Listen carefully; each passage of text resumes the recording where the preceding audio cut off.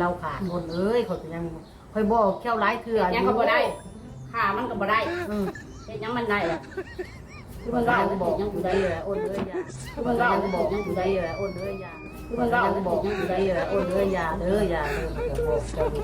เตือนจะคอยมีแล้วหมดเตือนมันล่ะเขาเห็ดคอยนะมีแล้วน้ำเงินน้ำคำนี่เบื่อเลย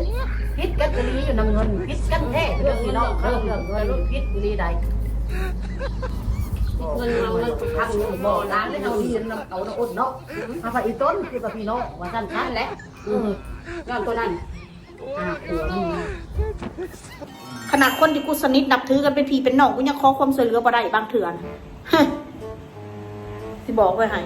ขึ้นเบิ่งเอาละคนมันใจดำสำใดคือมันบอกยังอยู่ได้เลยโอนเลยยาคือมันบอกยังอยู่ได้เลยโอนเลยยา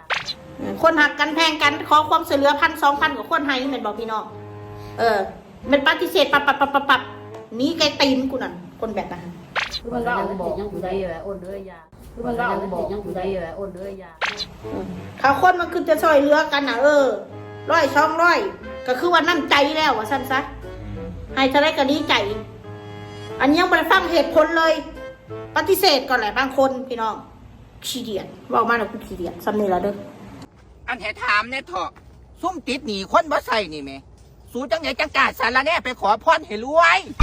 สิ่งศักดิ์สิทธิ์บ้านไหนที่เขาคางสูยุหันผู้ให้ยืมน่ะทุกอย่างปากหมองเจ้าของน่ะสุขสำราญไปขอพรให้รวยอีกขันอยากรวยหาเงินไปใส่เขาธุรกิจสิได้ก้าวหน้าการทำมาหากินสิได้ก้าวไกลบ่เจ็บบ่จนลำรวยบ่ต้องไปหาขอพรยากติดหนีคนหาใส่บ่ทันนั่นซุ่มเป็นสูให้สูยืมนั่นเขาสาบเขาแทงสูสิได้ไปหน้ามาหลังบ่จะไม่เป็นตาสั่งเรื่องแค่นี้ต้องให้บอกเนาะเกิดมาเนี่ยมาสัวคักสัวเนี่ยถึงไปกินขี่พุ่น